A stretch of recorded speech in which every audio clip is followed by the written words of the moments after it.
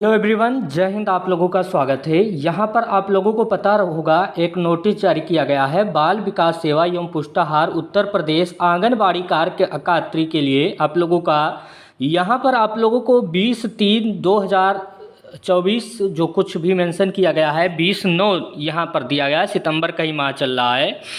यहाँ पर कहा गया है आंगनबाड़ी कार्यकर्त्री एवं सहायिकाओं के रिक्त पदों की भर्ती के संबंध में जानकारी आया है। मैं आप लोगों को सारा इन्फॉर्मेशन बताऊंगा कि रिक्त पद कितने हैं और किस किस ज़िले में भरना शुरू हो गया है। बहुत सारी महिलाएं ऐसे हैं जिन्होंने आंगनबाड़ी कार्यकर्त्री एवं सहायिका के रिक्त पदों के लिए भर्ती के संबंध में जानकारी पूछ रही थी, तो उनके लिए है।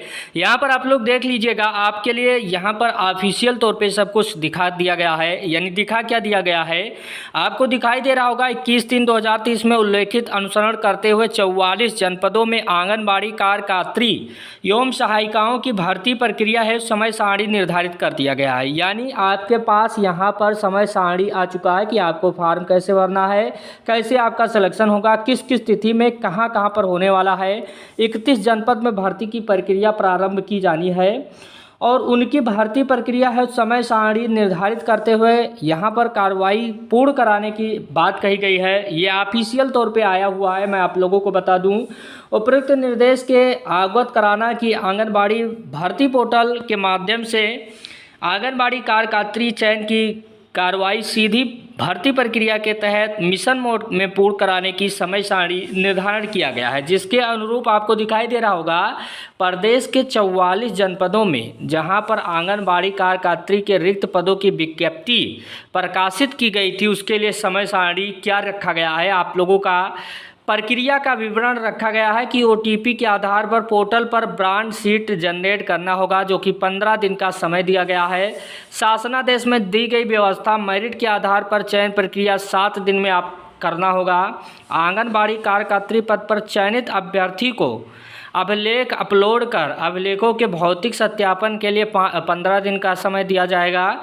यानी चयनित अभ्यर्थी की नियुक्ति पत्र भर्ती पोर्टल पर तैयार कराना 7 दिन, कुल अवधि 44 दिन में आप लोगों का ये भर्ती कंप्लीट कराने की बात कही गई है। यानी आप समझ सकते हैं प्रदेश के शेष 31 जनपद में जहां पर आंगनबाड़ी कार्यकर्त्री के रिक्त पदों की विज्ञप्ति प्रकाशित नहीं की गई है, उनके लिए समय सारणी क्या रखा गया है। बहुत जगह पर विज्ञप्ति ही नहीं आया है, उनके लिए समय सारणी क्या रखा गया है।